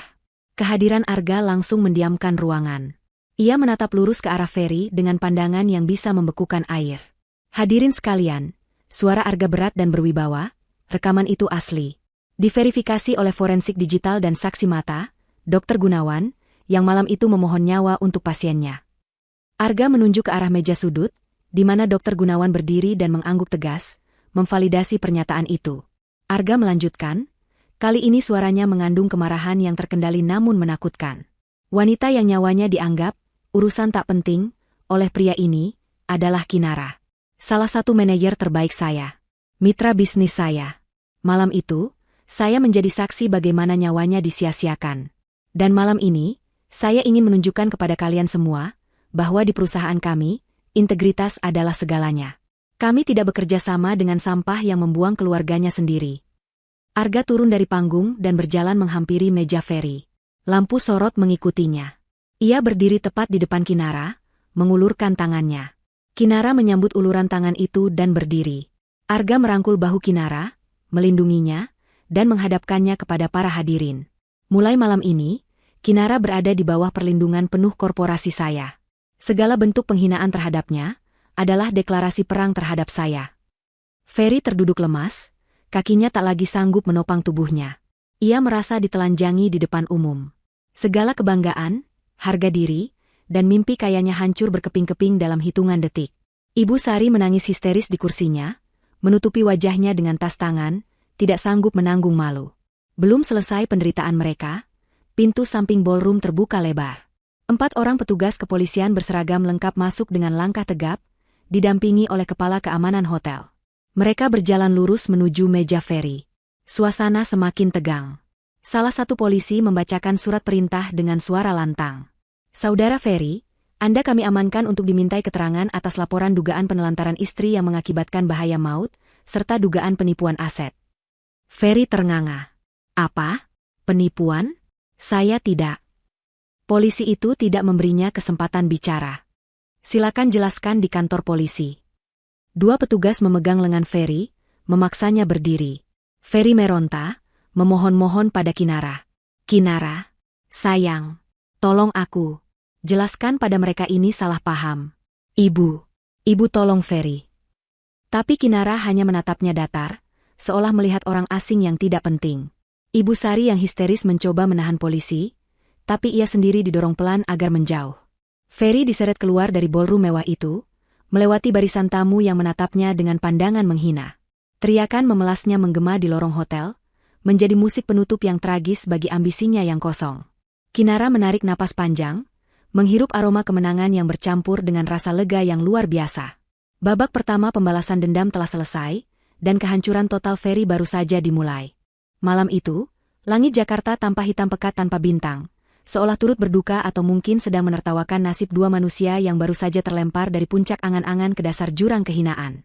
Ferry berjalan terseok-seok keluar dari gerbang kantor polisi, setelah menjalani pemeriksaan intensif selama hampir 5 jam.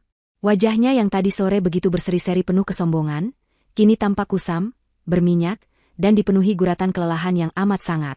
Rambutnya yang ditata rapi dengan pomade mahal kini acak-acakan, mencuat kesana kemari seperti orang gila. Jas sewaannya yang seharga jutaan rupiah itu kini kusut masai, bahkan ada noda kopi di bagian kerahnya akibat tangannya yang gemetar saat diperiksa penyidik. Ia dilepaskan sementara dengan status wajib lapor karena jaminan dari pengacara publik yang disediakan negara, namun proses hukum atas dugaan penelantaran dan penipuan masih terus berjalan dan membayanginya seperti hantu. Di trotoar depan kantor polisi, Ibu Sari duduk meringkuk di bangku beton yang dingin. Gaun malamnya yang penuh payet berkilauan tampak sangat kontras dan konyol di tengah suasana kantor polisi yang suram. Riasan wajahnya luntur oleh air mata dan keringat, membuat maskaranya meleleh hitam di pipi, menciptakan wajah yang mengerikan mirip badut yang habis diguyur hujan. Saat melihat Ferry keluar, Ibu Sari tertatih-tatih bangkit. Tidak ada pelukan hangat seorang ibu. Yang ada hanyalah pukulan-pukulan lemah tangan Ibu Sari ke dada Ferry. Wanita tua itu menyalahkan anaknya atas semua kejadian memalukan di pesta tadi. Ia meratap tentang betapa hancurnya harga dirinya di depan teman-teman sosialitanya, tentang bagaimana ia tidak akan pernah berani lagi menampakkan wajah di arisan. Ferry, yang kepalanya terasa mau pecah, hanya dia menerima amukan itu dengan tatapan kosong. Mereka tidak punya uang sepeser pun di dompet. Mobil sewaan mewah beserta sopirnya tentu saja sudah lama pergi meninggalkan mereka begitu polisi menyeret Ferry. Ponsel Ferry disita sebagai barang bukti. Satu-satunya yang tersisa adalah ponsel Ibu Sari yang baterainya tinggal sedikit. Dengan sisa saldo aplikasi ojek online yang sangat minim, mereka memesan tumpangan mobil paling murah untuk pulang. Sepanjang perjalanan pulang, kebisuan yang mencekam menyelimuti mereka. Ferry memandang keluar jendela, melihat lampu-lampu kota yang buram. Ia masih menyangkal kenyataan. Dalam hatinya, ia masih berharap ini semua hanya mimpi buruk. Atau setidaknya, sesampainya di rumah, ia bisa tidur nyenyak dan besok pagi Kinara akan membereskan semuanya seperti biasa. Kinara selalu membereskan kekacauan yang Ferry buat. Bukan? Pikirnya naif. Namun, harapan itu hancur berkeping-keping saat taksi online menurunkan mereka di depan pagar rumah. Bukan kenyamanan yang menyambut, melainkan kegelapan total. Rumah itu gelap gulita, tidak ada satupun lampu yang menyala. Yang lebih mengerikan, di pagar besi dan pintu utama rumah, tertempel stiker besar berwarna merah menyala dengan tulisan hitam tebal yang sangat mencolok, disegel. Di samping stiker segel ban, ada juga rantai gembok besar yang dipasang oleh pihak lain. Ferry terbelalak. Ia berlari mendekati pagar, mengguncang-guncangkannya dengan panik hingga menimbulkan suara berisik di tengah malam buta. Ia mencoba membuka gembok itu dengan paksa, tapi sia-sia. Ibu Sari menjerit histeris melihat rumahnya. Istananya, kini tertutup rapat. Ia bertanya-tanya apa yang terjadi. Saat itulah, seorang tetangga yang merasa terganggu dengan keributan itu keluar. Tetangga itu, yang dulunya sering dipameri barang mewah oleh Ibu Sari, kini menatap mereka dengan pandangan sinis dan penuh kemenangan. Tetangga itu memberitahu bahwa sore tadi, sesaat setelah mereka berangkat ke pesta dengan gaya selangit, segerombolan orang dari pihak leasing dan bank datang menyita rumah dan isi-isinya. Tetangga itu juga menyebutkan bahwa sertifikat rumah yang selama ini digadaikan Ferry ke rentenir rupanya telah jatuh tempo, dan hak tagihnya diambil alih oleh pihak ketiga yang bergerak cepat melakukan eksekusi aset karena wan prestasi. Ferry merosot jatuh ke aspal. Kakinya lemas seperti jeli. Ia ingat sekarang. Sertifikat rumah itu memang ia gadaikan diam-diam 6 bulan lalu untuk modal trading yang akhirnya rugi total. Ia tidak pernah memberitahu Kinara. Ia pikir ia bisa menutupinya dengan uang asuransi Kinara yang dijanjikan itu. Ternyata, bom waktu itu meledak lebih cepat. Kinara, atau lebih tepatnya Arga, pasti tahu tentang ini dan sengaja membiarkan eksekusi terjadi tepat di malam pesta untuk memaksimalkan penderitaan mereka. Sekarang, mereka tidak punya tempat berteduh. Baju-baju mewah mereka, perhiasan palsu, bahkan kasur empuk mereka, semuanya terkunci di dalam rumah yang kini bukan lagi milik mereka. Bencana belum berhenti di situ. Ferry teringat pada kekasih gelapnya, Siska. Wanita itu memegang kartu ATM sekunder Ferry, yang berisi sisa uang pinjaman online terakhir. Dengan tangan gemetar, Ferry meminjam ponsel ibunya untuk menelepon Siska. Nada sambung terdengar beberapa kali, lalu diangkat. Tapi bukan suara manja Siska yang terdengar, melainkan suara tawa meremehkan. Siska berkata bahwa ia sudah melihat video viral di media sosial tentang kejadian di pesta itu. Ia tahu Ferry sekarang adalah penipu miskin yang akan masuk penjara.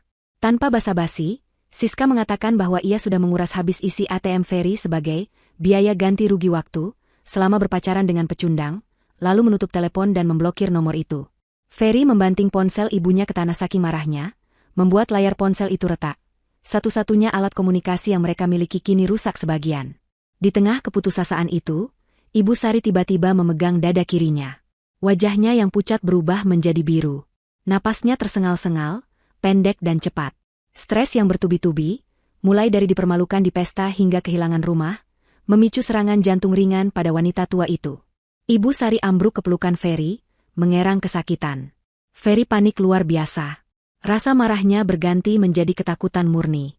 Ia berteriak minta tolong, tapi para tetangga yang selama ini disakiti hatinya oleh mulut pedas Ibu Sari, memilih menutup pintu dan mematikan lampu teras, enggan terlibat urusan keluarga yang sudah terkenal bermasalah itu. Dengan sisa tenaga, Ferry memapah ibunya berjalan kaki menuju jalan raya, berharap ada taksi yang lewat. Hujan mulai turun rintik-rintik, seolah alam semesta ingin mengulang adegan bab 1, namun kali ini posisinya berbalik. Ferry basah kuyup, air matanya bercampur dengan air hujan. Akhirnya, sebuah bajai berhenti karena kasihan. Ferry membawa ibunya ke unit gawat darurat rumah sakit terdekat, rumah sakit yang sama tempat Kinara dulu dirawat, namun tentu saja bukan kelas VIP. Sesampainya di meja administrasi IGD, Ferry berteriak memanggil dokter. Persis seperti dokter yang dulu meneleponnya. Seorang perawat jaga memeriksa kondisi Ibu Sari sekilas, dan mengatakan ini butuh penanganan segera. Namun, saat bagian administrasi meminta kartu identitas dan jaminan pembayaran, Ferry terdiam kaku. Dompetnya kosong. Kartu kreditnya pasti sudah diblokir. Ia tidak punya uang tunai. Ia memohon agar ibunya dirawat dulu, ia berjanji akan membayar nanti. Tapi petugas administrasi itu menatap data di komputer. Nama Ferry dan Ibu Sari sudah masuk dalam daftar hitam pasien bermasalah karena data asuransi mereka tidak valid, akibat manipulasi data yang mereka lakukan sebelumnya untuk gaya hidup. "Maaf, Pak," ucap petugas itu dengan nada datar tanpa emosi, sebuah nada yang sangat familiar di telinga Ferry. Sesuai prosedur, untuk pasien tanpa asuransi dan rekam jejak kredit buruk, harus ada deposit tunai di muka sebelum tindakan rawat inap bisa dilakukan. Atau Bapak harus mencari wali lain yang bisa menjamin. Ferry menangis, memohon-mohon. "Tapi ini ibu saya. Dia bisa mati. Tolonglah. Di mana hati nurani kalian?" teriaknya frustrasi. Petugas itu menatap Ferry tajam, lalu berkata pelan namun menusuk. "Prosedur adalah prosedur, Pak. Kami tidak bisa mengurus administrasi tak penting jika tidak ada jaminan." Kata-kata itu, kalimat itu adalah kalimat Ferry sendiri. Karma telah datang dengan cara yang paling puitis dan menyakitkan. Ferry terduduk di lantai rumah sakit yang dingin, memeluk ibunya yang merintih kesakitan di berangkar dorong yang diparkir di lorong, ditolak masuk ke kamar perawatan. Malam itu, Ferry belajar bahwa rasa sakit melihat orang yang dicintai diabaikan jauh lebih perih daripada luka fisik apapun. Ia merasakan apa yang dirasakan Kinara malam itu. Tapi bedanya, tidak ada wali baru, kaya raya yang akan datang menyelamatkan mereka. 3 hari telah berlalu sejak malam pengusiran itu. 3 hari yang terasa seperti 3 tahun bagi Ferry dan Ibu Sari. Mereka kini hidup menggelandang, berpindah-pindah dari satu umparan toko ke masjid, lalu diusir lagi oleh petugas keamanan. Pakaian mewah bekas pesta yang mereka kenakan sudah kotor, bau, dan kusut, membuat mereka terlihat seperti orang gila yang terobsesi pada masa lalu. Ibu Sari berhasil bertahan hidup dari serangan jantungnya hanya berkat obat generik murah yang dibelikan Ferry dari hasil menjual jam tangan mewahnya, yang ternyata barang palsu kualitas super, sehingga hanya laku dijual seharga nasi bungkus. Ya, Kinara bahkan telah merencanakan detail itu, memberikan barang palsu untuk memberi harapan palsu. Perut mereka melilit perih karena kelaparan. Rasa lapar itu bukan sekadar keinginan makan, tapi rasa sakit fisik yang menggerogoti lambung. Ferry mencoba melamar pekerjaan apa saja. Ia mendatangi pabrik, toko kelontong, bahkan tempat pencucian mobil. Namun, di era digital ini, berita menyebar lebih cepat dari virus. Begitu calon majikan melihat wajahnya, atau mengetik namanya di mesin pencari, video audio di pesta itu langsung muncul di baris paling atas. Judul-judul berita clickbait seperti suami durhaka telantarkan istri sekarat, atau pria kejam pesta pora saat istri kritis, menghiasi internet. Tidak ada satupun orang yang mau mempekerjakan monster seperti dia. Bahkan tukang parkir pun mengusirnya karena takut lapaknya didatangi massa yang marah jika tahu Ferry ada di sana. Kehinaan mencapai puncaknya ketika Ibu Sari, yang dulu selalu makan di restoran ber-AC, kini harus memungut sisa roti yang dibuang orang di taman kota. Ia memakan roti itu sambil menangis, air matanya membasahi roti yang sudah keras. Ferry tidak tega melihatnya, namun ia juga tidak bisa berbuat apa-apa. Egonya sudah hancur lebur menjadi debu. Tidak ada lagi Ferry yang sombong. Yang tersisa hanyalah Ferry yang putus asa, ketakutan, dan lapar. Dalam keputusasaan itu, hanya ada satu nama yang muncul di benaknya sebagai satu-satunya harapan. Kinara. Kita harus menemui Kinara, Bu, bisik Ferry dengan suara serak. Tenggorokannya sakit karena kurang minum. Dia pasti masih punya hati. Dia istriku. Dia pernah mencintaiku. Ibu Sari mengangguk lemah. Kebenciannya pada Kinara sudah tertutup oleh kebutuhan dasar untuk bertahan hidup. Iya, nak, bilang sama dia, ibu minta maaf. Ibu sakit. Dia pasti kasihan sama orang tua. Mereka berdua membangun narasi dalam kepala mereka, bahwa Kinara hanyalah sedang marah sesaat, dan akan luluh jika melihat kondisi mereka yang menyedihkan. Dengan langkah terseok-seok, mereka berjalan kaki sejauh 10 km menuju gedung pencakar langit tempat perusahaan Arga Santoso berada. Matahari siang yang terik membakar kulit mereka, debu jalanan menempel di keringat lengket. Ketika sampai di lobi gedung yang megah, dinginnya AC menyambut mereka seperti surga. Namun tatapan jijik dari resepsionis dan satpam menyadarkan mereka bahwa mereka adalah neraka di tempat itu. Satpam hendak mengusir mereka, mengira mereka pengemis liar. Ferry berteriak parau, mengatakan bahwa dia adalah suami Kinara, salah satu manajer di sana. Keributan kecil terjadi. Tiba-tiba, dari arah lift eksekutif, Kinara muncul. Ia tampak bersinar, sangat kontras dengan Ferry. Kinara mengenakan setelan blazer kerja berwarna krem yang pas di tubuh, rambutnya diikat rapi, wajahnya segar dan berwibawa. Ia berjalan dengan langkah pasti, diiringi oleh 2 asisten yang membawa berkas. Kinara memberi isyarat tangan kepada satpam untuk membiarkan mereka mendekat. Ferry dan Ibu Sari melihat Kinara seperti melihat malaikat penyelamat. Tanpa mempedulikan pandangan puluhan karyawan lain yang lalu lalang di lobi, Ferry berlari kecil dan langsung menjatuhkan dirinya di kaki Kinara. Ia bersujud, mencium sepatu hak tinggi Kinara yang bersih mengkilap. Kinara, sayang, maafkan aku, raung Ferry, air mata dan ingus bercampur di wajahnya yang kotor. Aku salah. Aku hilaf. Lihat kami, Nara. Kami menderita. Ibu sakit. Kami tidak makan. Tolong kami. Ampuni kami. Aku janji akan berubah. Aku akan jadi suami yang baik. Tolong beri kami kesempatan kedua. Ibu Sari pun ikut bersimpuh, memegang ujung celana Kinara dengan tangan gemetar. Nara, ibu minta maaf. Ibu sudah tua, jangan biarkan ibu mati di jalanan. Kamu menantu yang baik kan? Ratapnya dengan suara memelas yang dibuat sedramatis mungkin.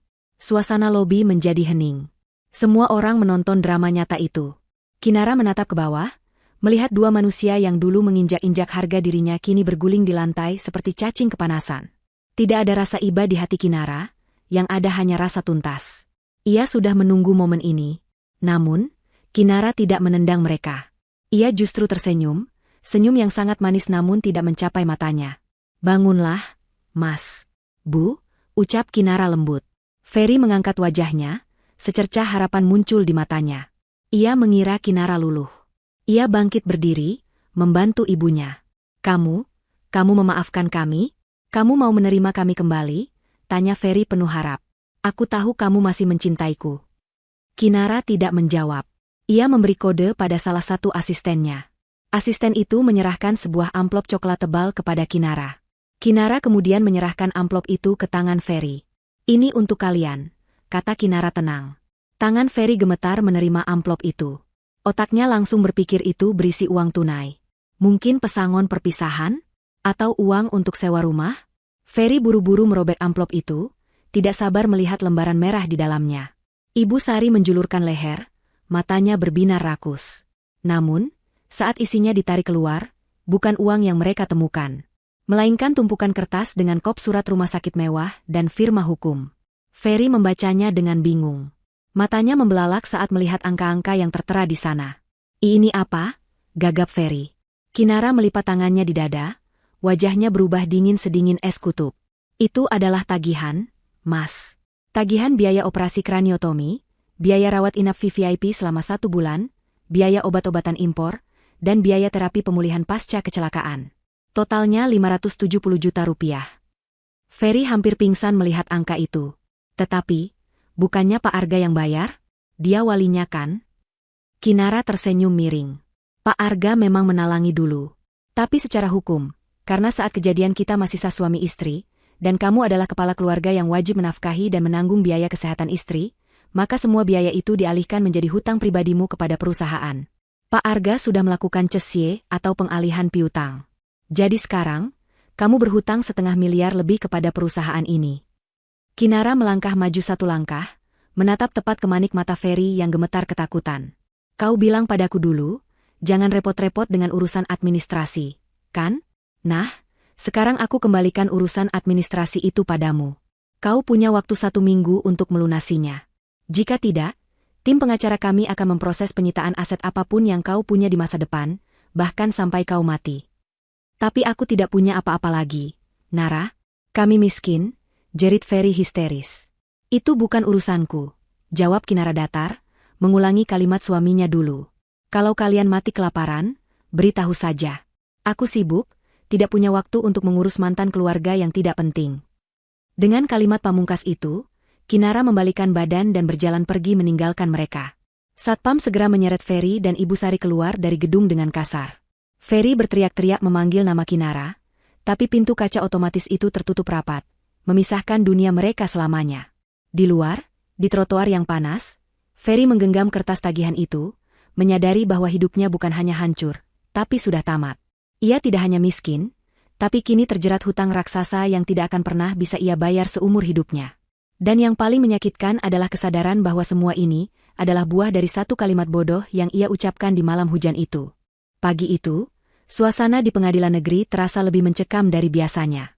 Langit di luar gedung pengadilan berwarna abu-abu, menurunkan gerimis halus yang seolah membasuh debu dosa dari dinding-dinding gedung pencari keadilan tersebut. Ruang sidang utama dipenuhi oleh pengunjung, mulai dari wartawan yang haus berita sensasional, hingga masyarakat umum yang penasaran dengan akhir kisah viral tentang suami yang menelantarkan istrinya demi menghindari urusan administrasi.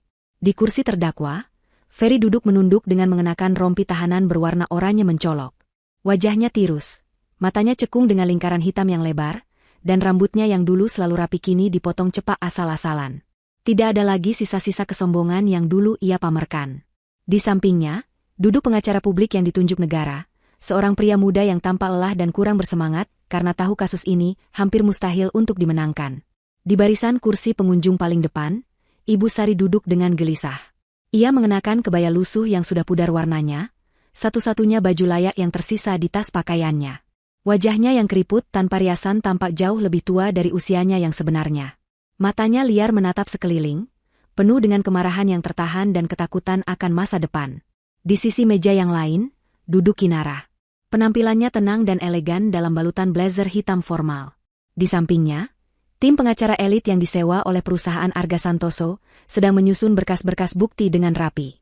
Aura kemenangan sudah terpancar dari meja penggugat bahkan sebelum sidang dimulai. Arga Santoso sendiri duduk di barisan belakang ruang sidang, mengawasi jalannya persidangan dengan tatapan tajam, memastikan investasi keadilannya berjalan sempurna. Hakim ketua mengetukkan palu, membuka sidang dengan suara tegas yang menggema ke seluruh ruangan. Agenda hari itu adalah pembacaan tuntutan sekaligus putusan untuk 2 kasus yang digabungkan, yaitu gugatan cerai dan pidana penelantaran serta penipuan aset. Jaksa penuntut umum mulai membacakan dakwaannya. Dengan suara lantang, jaksa menguraikan kronologi kejadian malam itu. Ia memaparkan bukti-bukti digital, mulai dari log panggilan telepon yang diabaikan Ferry berkali-kali, hingga rekaman audio fatal yang kini sudah didengar oleh jutaan orang. Jaksa menggambarkan betapa dinginnya hati seorang suami yang lebih mementingkan kenyamanan menonton televisi, daripada menyelamatkan nyawa istrinya yang sedang sekarat di meja operasi. Ferry gemetar hebat di kursinya saat rekaman suaranya kembali diputar di ruang sidang sebagai barang bukti utama. Suara angkuhnya yang berkata, "Kalau dia mati, beritahu saja," memenuhi ruangan, membuat para pengunjung sidang berdecak jijik dan menggelengkan kepala. Ferry menutup telinganya, tidak sanggup mendengar kekejamannya sendiri. Ia ingin berteriak bahwa ia menyesal, bahwa ia hilaf, tapi lidahnya keluh. Ia tahu, tidak ada kata maaf yang bisa menghapus fakta bahwa ia memang mengharapkan kematian Kinara malam itu, agar ia bisa mendapatkan uang asuransi tanpa repot mengurus orang sakit. Jaksa kemudian melanjutkan dengan bukti kedua, yaitu pemalsuan tanda tangan dan penggadaian aset rumah tanpa persetujuan istri, yang masuk dalam ranah pidana penggelapan dalam rumah tangga. Ketika giliran pembelaan tiba, pengacara Ferry hanya bisa memberikan argumen normatif yang lemah. Ia meminta keringanan hukuman dengan alasan terdakwa masih muda dan merupakan tulang punggung keluarga bagi ibunya yang sakit-sakitan. Namun, argumen itu langsung dipatahkan oleh jaksa yang menunjukkan bukti bahwa selama ini Kinaralah tulang punggung keluarga. Sementara Ferry hanya parasit yang menghabiskan uang istri untuk gaya hidup hedonis dan perselingkuhan. Bukti transfer uang Ferry ke wanita lain diproyeksikan ke layar besar, membuat Ibu Sari yang duduk di belakang ternganga. Ia baru tahu bahwa anaknya selama ini juga membohonginya soal uang. Ibu Sari merasa dikhianati 2 kali, oleh menantunya dan sekarang oleh anak kebanggaannya sendiri.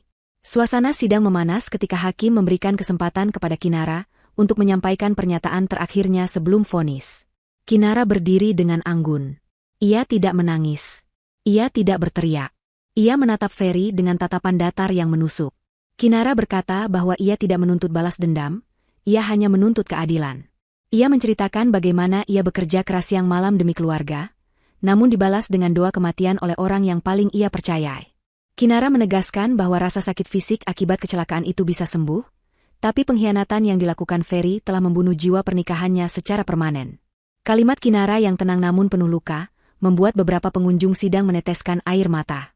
Tiba-tiba, keheningan itu pecah oleh teriakan histeris. Ibu Sari tidak sanggup lagi menahan emosinya. Ia berdiri dari kursi pengunjung, menunjuk-nunjuk wajah Kinara dengan jari telunjuk yang gemetar. Ia berteriak memaki Kinara sebagai istri durhaka yang tidak tahu terima kasih. Ibu Sari menuduh Kinara sebagai wanita jahat yang sengaja menjebak suaminya sendiri demi harta dan selingkuh dengan bos kayanya. Ia menjerit-jerit bahwa Kinara lah yang seharusnya masuk neraka karena memisahkan ibu dari anaknya. Petugas keamanan segera berlari untuk menahan Ibu Sari, namun wanita tua itu meronta-ronta dengan tenaga yang luar biasa, meludah ke arah meja Kinara. Hakim ketua mengetuk palu berulang kali dengan keras, memerintahkan ketertiban. Wajah hakim memerah karena marah melihat penghinaan terhadap pengadilan ini. Kinara tetap tenang di tempatnya, menatap ibu mertuanya yang sedang diseret keluar oleh petugas. Sebelum Ibu Sari benar-benar keluar dari pintu, Kinara berbicara melalui mikrofon, suaranya terdengar jelas mengatasi keributan itu. Kinara berkata bahwa ia bukan durhaka, ia hanya menuruti nasihat Ibu Sari dulu. Ia mengingatkan bahwa Ibu Sari lah yang mengajarkannya untuk tidak membuang waktu pada hal yang tidak menguntungkan. Kinara berkata sekarang ia sedang membuang hal yang tidak menguntungkan dari hidupnya, yaitu Ferry dan ibunya. Ucapan itu membuat Ibu Sari terdiam kaku. Matanya membelalak menyadari bahwa karmanya sendiri yang kini menyerangnya balik. Setelah keributan mereda, hakim membacakan vonisnya. Berdasarkan bukti-bukti yang sah dan meyakinkan, majelis hakim memutuskan mengabulkan gugatan cerai Kinara sepenuhnya. Hak asuh atas seluruh aset yang tersisa, jika ada, jatuh ke tangan Kinara sebagai kompensasi. Selain itu, untuk kasus pidana, Hakim menjatuhkan hukuman penjara selama 4 tahun kepada Ferry atas pasal berlapis penelantaran orang dalam lingkup rumah tangga yang mengakibatkan luka berat, serta tindak pidana penipuan dan penggelapan aset. Hakim juga mewajibkan Ferry membayar ganti rugi biaya medis dan hutang yang telah dialihkan kepadanya, yang jika tidak dibayar akan diganti dengan hukuman kurungan tambahan. Palu diketuk 3 kali. Tok, tok, tok. Suara itu terdengar seperti lonceng kematian bagi Ferry. Ia terkulai lemas di kursinya, air mata penyesalan mengalir deras membasahi pipinya yang kotor. 4 tahun penjara, hutang 500 miliar, dan kehilangan istri yang selama ini menghidupinya. Ia menatap Kinara untuk terakhir kalinya, berharap ada sedikit belas kasih di sana. Tapi Kinara sudah membalikkan badan, sibuk bersalaman dengan pengacaranya. Kinara bahkan tidak menoleh lagi saat 2 orang polisi memborgol tangan Ferry dan membawanya keluar lewat pintu tahanan. Di luar ruang sidang, Arga Santoso sudah menunggu. Ia membukakan pintu mobil untuk Kinara. Kinara masuk ke dalam mobil mewah itu, meninggalkan gedung pengadilan tanpa menengok ke belakang, meninggalkan masa lalunya yang kelam di balik jeruji besi. 2 tahun kemudian, di sebuah blok penjara yang lembab dan berbau apek, seorang narapidana kurus sedang berlutut menyikat lantai kamar mandi umum yang kotor. Itu adalah Ferry. Kehidupan di penjara telah mengubahnya menjadi sosok yang nyaris tak dikenali. Tidak ada lagi Ferry yang tampan dan pesolek. Kulitnya kini gelap dan kasar, penuh dengan bekas luka gatal dan koreng akibat sanitasi yang buruk. Giginya menguning dan beberapa tanggal karena kurang gizi. Di dalam penjara, Ferry menempati kasta terendah. Tanpa uang sogokan dan tanpa keluarga yang mengirimkan makanan atau perlindungan, ia menjadi sasaran empuk bagi narapidana lain yang lebih berkuasa. Ia dipaksa menjadi pesuruh, mencuci baju tahanan lain, dan memijat kaki kepala geng di bloknya hanya demi mendapatkan sisa makanan yang layak. Setiap malam, Ferry tidur meringkuk di lantai semen yang dingin tanpa alas, beralaskan lengan tangannya yang kurus. Tidurnya tidak pernah nyenyak. Ia sering bermimpi tentang rumah kontrakannya yang hangat, tentang aroma masakan Kinara, dan tentang betapa mudahnya hidupnya dulu. Penyesalan adalah teman tidurnya yang paling setia. Ia sering terbangun tengah malam, menangis tanpa suara, memukul-mukul kepalanya sendiri, merutuki kebodohannya yang telah melepaskan berlian demi menggenggam kerikil. Ia merindukan ibunya, tapi ia tidak tahu di mana ibunya berada. Sejak ia masuk penjara, tidak ada satu orang pun yang pernah datang menjenguknya. Ia benar-benar sendirian di dunia ini, membusuk perlahan dalam penjaranya sendiri, baik penjara fisik maupun penjara memori. Di sudut kota yang lain, di sebuah panti sosial milik pemerintah yang kondisinya memprihatinkan, Ibu Sari duduk melamun di kursi roda tua yang salah satu rodanya macet. Ia tidak bisa berjalan lagi sejak serangan stroke ringan menyerangnya setahun yang lalu, sesaat setelah ia menggelandang di jalanan karena tidak punya tempat tinggal. Di panti itu, Ibu Sari dikenal sebagai nenek yang judes dan selalu menggerutu, sehingga tidak ada perawat atau penghuni lain yang mau menemaninya. Ia menghabiskan hari-harinya dengan menatap tembok kusam yang catnya mengelupas. Makanannya adalah bubur hambar yang seringkali dingin. Tidak ada baju sutra, tidak ada tas mewah, tidak ada arisan. Yang paling menyakitkan bagi Ibu Sari adalah ketika televisi di ruang tengah panti menyiarkan berita bisnis. Di layar kaca itu, ia sering melihat wajah Kinara. Menantunya yang dulu ia hina dan ia rendahkan, kini sering muncul sebagai pembicara di seminar-seminar kewirausahaan atau mendampingi Arga Santoso dalam peluncuran proyek properti raksasa. Kinara terlihat begitu cantik, cerdas, dan berwibawa. Setiap melihat itu, hati Ibu Sari seperti disayat sembilu. Ia ingin berteriak pada semua orang bahwa itu adalah menantunya, tapi tidak ada yang percaya. Orang-orang di panti hanya menganggapnya nenek tua yang halusinasi. Ibu Sari menangis dalam diam, air matanya menetes ke pangkuannya yang sepi, menyadari bahwa ia telah membuang keberuntungan terbesar dalam hidupnya. Ia akan menghabiskan sisa hidupnya di tempat bau ini, menunggu kematian datang menjemput dalam kesepian yang abadi. Sementara itu, di sebuah gedung pencakar langit di pusat kawasan bisnis segitiga emas Jakarta, Kinara sedang berdiri di dekat jendela kaca besar ruang kerjanya yang berada di lantai 40. Ia memandang hamparan kota Jakarta dari ketinggian. Ia kini menjabat sebagai direktur operasional di salah satu anak perusahaan Arga. Karirnya melesat bukan karena belas kasihan, tapi karena kemampuan dan ketangguhannya yang teruji. Arga menepati janjinya untuk membimbing Kinara, dan Kinara membayar kepercayaan itu dengan dedikasi dan prestasi gemilang. Ia telah melunasi semua hutang budi kepada Arga dan kini berdiri sebagai mitra yang setara. Pintu ruangan diketuk pelan. Arga Santoso masuk dengan senyum hangat yang dulu sangat jarang ia perlihatkan. Hubungan mereka telah berkembang jauh melampaui sekadar atasan dan bawahan, atau penolong dan korban. Selama 2 tahun ini, Arga melihat bagaimana Kinara bangkit dari keterpurukan, dan Kinara melihat sisi lembut Arga di balik topeng dinginnya. Ada rasa hormat dan kasih sayang yang tumbuh perlahan, tanpa paksaan, tanpa drama, murni karena kecocokan jiwa yang sama-sama pernah terluka dan sembuh. Arga mengajak Kinara untuk pergi makan siang, tapi Kinara menggeleng pelan. Ia berkata ada satu tempat yang ingin ia kunjungi hari ini. Arga, yang mengerti maksud Kinara, mengangguk dan menawarkan diri untuk menyetir. Mobil sport Arga melaju membelah jalanan kota, menuju pinggiran Jakarta, ke sebuah lokasi jalan raya yang sepi di tepi tebing sungai. Itu adalah lokasi kecelakaan Kinara 2 tahun lalu. Dulu jalan itu gelap dan berlubang, namun sekarang jalan itu sudah mulus, dilengkapi penerangan jalan yang terang benderang, dan pagar pembatas yang kokoh.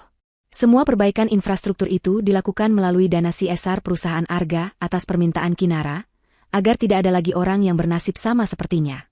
Kinara turun dari mobil, berdiri di tepi pembatas jalan, menatap aliran sungai di bawah yang mengalir tenang. Angin sore menerpa wajahnya, menerbangkan rambutnya dengan lembut. Kinara merogoh saku blazernya,